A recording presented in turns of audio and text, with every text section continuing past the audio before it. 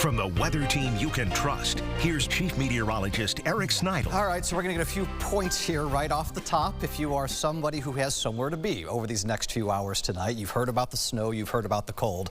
Can't help you with the cold, but I can tell you there is very little issue at this moment with any kind of snow showers. The majority of any accumulation that we're going to get, and for some of you, it won't even accumulate. You'll just see some snow, will be round about daybreak tomorrow into the Tuesday morning commute. Travel-wise, at this hour, very little in the way of anything frozen, in spite of the fact the temperatures are much more supportive of some of that frozen stuff. We have fallen now to 35 at the airport, 34 in Sodus.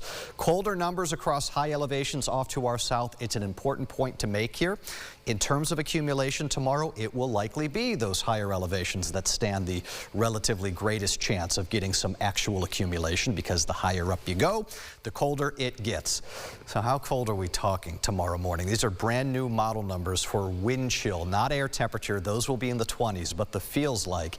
And I get to report to you that the new model run has come in even a little bit colder, still suggesting teens and single digits, but there's a lot more single digits than the last model run a few hours ago. Doesn't mechanically change anything. Plan on wind chills in the low teens to high single digits, and I'm not sure you're going to be able to tell much of a difference between those two.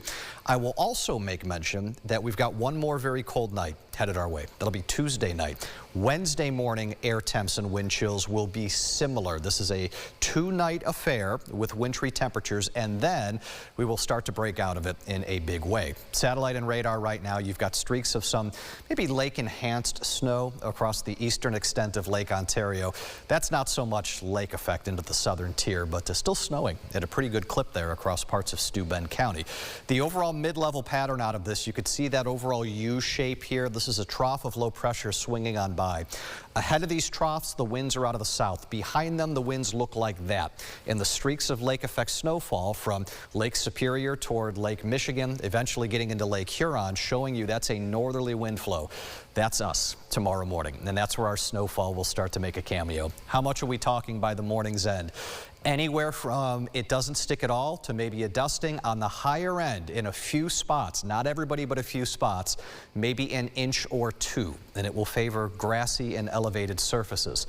I'll throw out there as well, I can't completely discount a random rumble of thunder out of this in the middle of the night. Not necessarily going to be a huge thing, but could be an early alarm clock for some of you. 9 a.m. there's your snow showers, and then after lunchtime, wave goodbye. We will end the day partly cloudy with a nice sunset. Cold start to our Wednesday morning, but better by Wednesday afternoon. We're in the 50s with sunshine. Better again into Thursday afternoon. Partial sunshine should get you into the 60s, maybe a shower late in the day. But as long as you get to 60, I'll take that. That's not going to be a big problem. This is a story of warmer air in general moving forward. Yes, you've got a day like Saturday, Teresa, that's still in the 50s, but look around that Saturday. A lot of 60s, even a couple of 70s back in the mix. We will take